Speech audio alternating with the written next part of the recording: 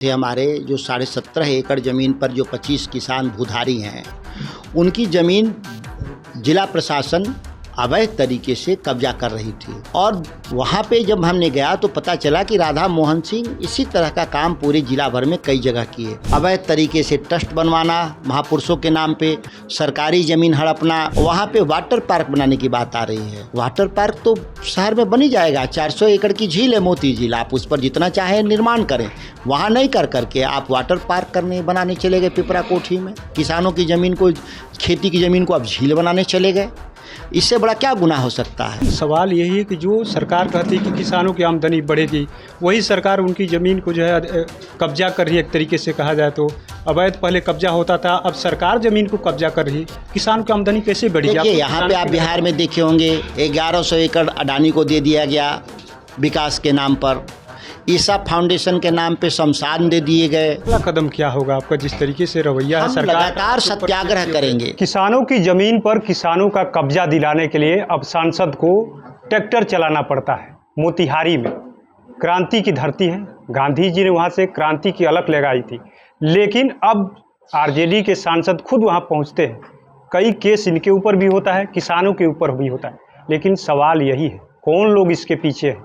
कौन लोग किसानों की ज़मीन हड़पना चाहते हैं? हमारे साथ सीधे सीधे आरजेडी के सांसद सुधाकर सिंह जी, कौन लोग इसके पीछे हैं? आपको ट्रैक्टर चलाना पड़ रहा है। जो किसान ट्रैक्टर चलाता था अपनी ज़मीन के लिए, अब आपको कब्जा छुड़वाने के लिए किसानों की ट्रैक्टर।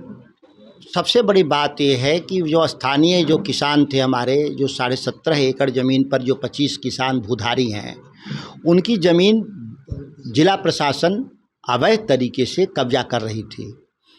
और वहाँ पे जब हमने गया तो पता चला कि राधा मोहन सिंह इसी तरह का काम पूरे जिला भर में कई जगह किए।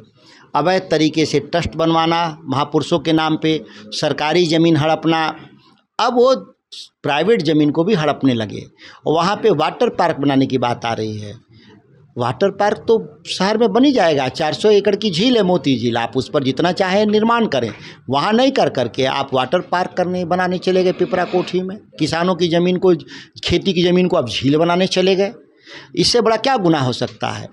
किसानों को जो मारपीट के भगा दिया गया था 23 जून को, और उन पर 38 लोग पे मुकदमा दर्ज हो गया। तो जब मैंने गया तो किसानों ने कहा कि हमारी ज़मीन पर जाने नहीं दे रहे हैं। तो मैंने कहा लाओ ट्रैक्टर, हम चलेंगे आपके साथ। तो हमने ट्रैक्टर वहाँ चलाया उनकी ज़मीन पर।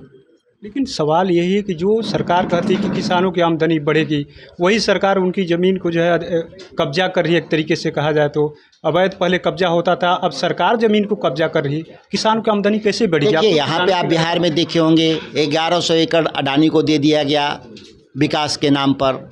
ईसा फाउंडेशन के नाम पे शमशान दे दिए गए। 40-40 एकड़ ज़मीन मुफ्त में दिए जा रहे हैं इंडस्ट्री लगाने के लिए। तो सवाल ये है कि ये पैसा किसका है? ज़मीन या पैसा तो बिहार की जनता का है। मुफ्त में आप क्यों दे रहे हैं भाई? उसके एवज में आप पैसा ले कर दें, या किसान से ज़मीन ज़रूरत है विकास के लिए तो हम भी पैसा ज़मीन देने को तैयार हैं। हमको पैसा दीजिए आप ज़मीन का। आप अवैध तरीके से ज़मीन को जमाबंदी तोड़कर कब्जा नहीं कर सकते। आपने पहले भी कहा था कि सरकार के पास पैसे नहीं है, लेकिन अब सरकार की नज़र है कि जिन कई विभागों में ज़मीन कब्जा करने की, क्या दिख रहा है उस तरीके का कि अब ज़मीन? देखिए, ज़मीन कब्जा करके सरकार अगर उसको बेच देती और बेच करके राजकोष में डाल लेती तो भी एक हम क्षम्य अपराध मानते। अक्षम्य नहीं मानते, क्षम्य अपराध क्षमा कर देते हम लोग। चलो भाई, किसान से सरकार डूब रही है तो किसानों का, यहाँ पर ले करके ज़मीन फ्री में दे रही है कारपोरेट को। ये बहुत बड़ा सवाल है। इस नज़रिए से इस सवाल साइड वाले पॉकेट को भरा जा रहा है। इसका मतलब जिन लोगों ने चुनाव में बिहार में अडानी अंबानी ने खर्च किया था, ज़मीन उनको दी जा रही है वापस। राजकोष से नहीं, किसानों से छीन कर दिया जा रहा है। तो ये बड़ा हम लोगों के लिए चिंता का विषय है। बिहार में ऐसा हर 10 लाख एकड़ ज़मीन कब्जा करने जा रहे हैं लोग। अगला कदम क्या होगा आपका? जिस तरीके से रवैया है हम सरकार, लगातार सत्याग्रह करेंगे। इस बिहार के विभिन्न कोनों में किसानों के साथ मिलकर सत्याग्रह करेंगे। हम लोग जा रहे हैं बांका में भी 14 को बड़ा कार्यक्रम करेंगे। आगे आने वाले वक्त में भी बहुत जगह, और हम मोतिहारी में दोबारा चंपारण में एक किसान महासम्मेलन करेंगे और देश भर के किसान लीडरों को बुलाएंगे। कोर्ट में किसानों ने केस कर दिया है। केस एडमिट हो गया है हाई कोर्ट में।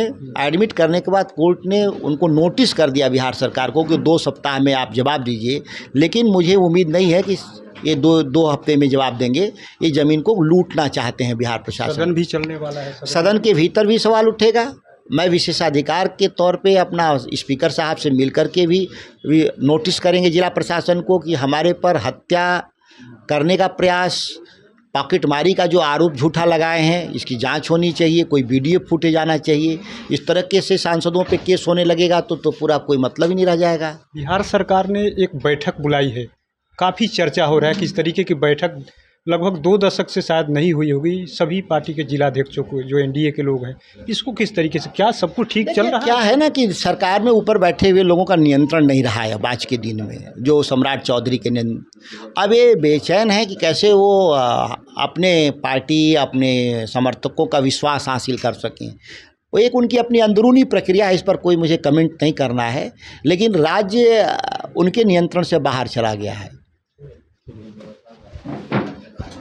देखिए किस तरीके से आरजेडी के सांसद है सुधाकर सिंह, किसानों के मुद्दे को लेकर के पूरे देश में पहुंचते रहते हैं।